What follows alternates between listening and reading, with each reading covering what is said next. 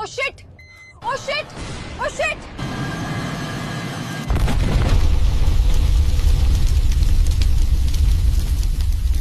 अजित पवारांसह 6 जणांचा या विमान अपघातात मृत्यू झाल्याची माहिती समोर आली आहे. जोपर्यंत माझे हातपाय हलतात ना तोपर्यंत तुमचं भलंच करीन, बाकी काय करणार नाही. मी काम करून दाखवलं, मी कामाचा माणूस आहे. मी सत्तेसाठी उभा राहिलो नाही, मी उभा राहिलो कारण महाराष्ट्र थांबू नये.